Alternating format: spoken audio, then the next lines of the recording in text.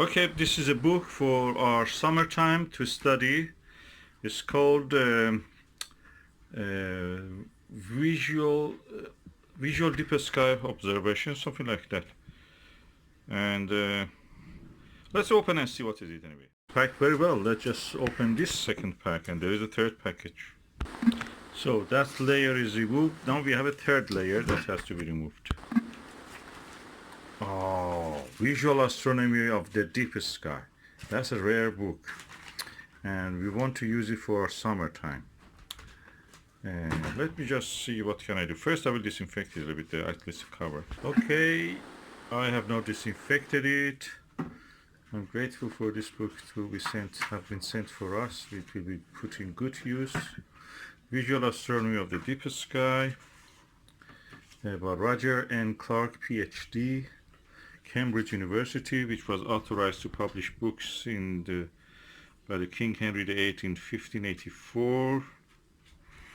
And the Sky Publishing Corporation have cooperated with them. First published in 1990s, and it seems there was no further publication. Probably it was too complicated for many users. This is the book. We go to the contents about this book: the human eye, the eye and the telescope. So the fainter stars, a star visible in a telescope. Making drawings and keeping records, that's all you need. A case study, the Whirlpool Galaxy, Messier 51. A visual atlas of deep sky objects. And it goes on to the end of the book in page 244, then has appendices, suggested reading, the star clusters for finding your limiting magnitude, air mass, atmospheric extinction and other calculations, symbols and their definitions, a catalog of deep sky objects, optimum detection, magnifications for deep sky objects, and bibliography and index. I must say it's a very comprehensive book. It has a photograph credits, like all the star books. Most comprehensive study, at least available to me, of the issues about vision and seeing. So you can see, for example, M42. This is M42. As you see, overexposed image. You don't see any detail. For all my childhood, I was wondering when they said, what is trapezium? I could not see trapezium in any of the photographs, but I could see these little stars there, and I was thinking this is the trapezium.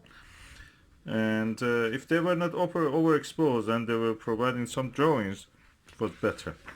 And you see the more drawings of the. Actually, I've seen these wisps with my Meade LX90 and LX200 Schmidt-Cassegrain telescope. And this is a central part at the Hubble Space Telescope or something like that. No, it's not Hubble. But you see the two stars, Theta is somewhere here, blurred, and that's what you will see in reality. So drawing is superior in that case for me. And this is really nice. Oh, that's the Horsehead Nebula. I've seen something like this, but I never could see it. Probably my sky is not as dark. I used filter even, I couldn't see. I could see wisps around here, but the silhouette of this dark against bright background, I never could see it. I have to try to photograph it. But I could see the Flame Nebula actually. The Flame Nebula, which is somewhere here. Yeah, I could see the Flame Nebula clearly. And all around this area, all around the stars here, the belt of the Orion, you can actually see the nebulosity here. So this is a nice book in that sense that it has drawings. I like the fact that they show this this is one of the planetary nebula, M46. It's the photograph, and this is the drawing of it. Drawing, I found it more useful than a photograph. Photograph is overexposed, it shows more than what you can actually see. But drawing is really helpful. Somebody has looked at it. The same here with nebulosity here, you don't see it here. Or faintly you see it if you have the original print. In this one I can barely see it. But in this one you can see there is nebulosity here. Well, at least I can see. And this is the what you can see: galaxies, faint fuzzies. Oh, I like this book. This is for me a new development. I have seen a lot of drawings, but this is the one. Oh, Swan Nebula. Swan Nebula at M17. Oh, that's the book. I think that we will put it at good use. I will use it in the summer. Or even this, yeah, that's what I mean. In the summer camp, we are going to use it. And campfire. And in the daylight, we can read this. So all the activities. Exciting book. Oh, that was. I saw M31 here somewhere. Was that right? Oh yeah, Andromeda Galaxy. This is what you will see. The hint of the one of the spiral arms. So practically, this white area you see is dark practically, and what you see as white, black or gray, is actually what is bright. So you can make a reverse so you see it better. That is used with the 8-inch telescope. So looking forward to see that.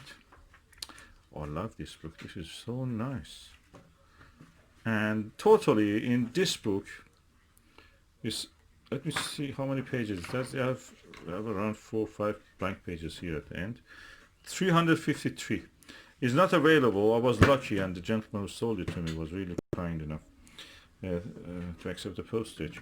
£35 we bought it, but this one, if you can't find this out of print for whatever reason, £135 if you can, if you're lucky. There's a few pages of it available online, you can look at it, but the important part, which are these charts, are not there. You can see around 40 pages of this. I'm so delighted that we have now this book, and looking forward to read and enjoy this book with everybody else.